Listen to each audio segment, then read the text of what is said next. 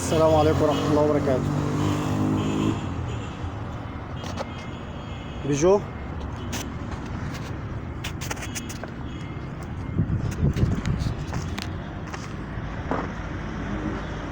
307 من أجمل العربيات طبعا، مكنة 2 كامة.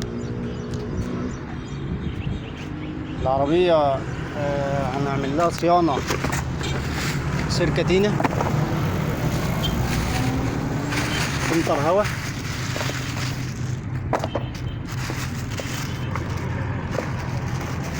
شدات سير،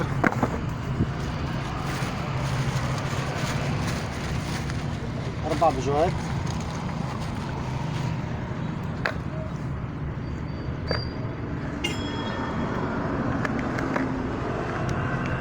تمام. طيب سير الكاتينة بالنسبة لتقسيمته هنتكلم فيها سريعا كده.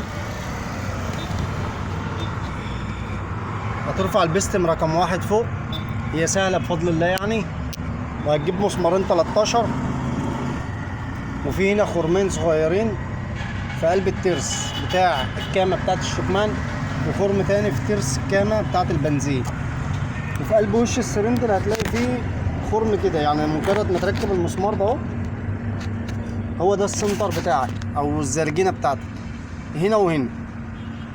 وطبعا البستم كده كده فوق.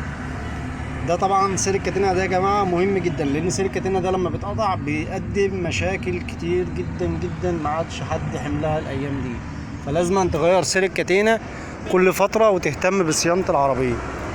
لان الزبون والله العظيم بقول له غيرت سير الكاتينة امتى، بيقول لي ما اعرفش. فمفيش حاجة اسمها ما اعرفش، بتعمل ورقة كده وتحطها في الطابلون او بتصور العداد، وبتهتم جامد بسير الكاتينة وبتغييره. اهم حاجة في العربية خالص سير الكاتينة. هنركب كده ونكمل الفيديو مع بعض. الحمد لله خلصنا العربية على خير.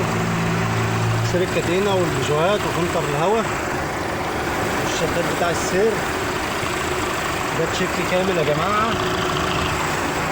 سير الكاتينة ده لازم يتغير كل فترة، 40,000 35,000 كيلو. مفيش حاجة اسمها معرفش يعني ايه سير كاتينة، حفظا على الصبابات ووش السلندر والكلام ده كله. فالتوعية النهاردة ان العربية لازم يتعمل لها الصيانة بتاعتها، صيانة بيجوهات، سير كاتينة، فلتر هواء، فلتر بنزين، سيور خارجية، سيور داخلية، ديلي الكاتينة. حتى العربية اصلا صوتها اتغير خالص اهي. الحمد لله ان هي جت على قد كده والدنيا تمام اهي، الحمد لله. يلا السلام عليكم ورحمة الله وبركاته.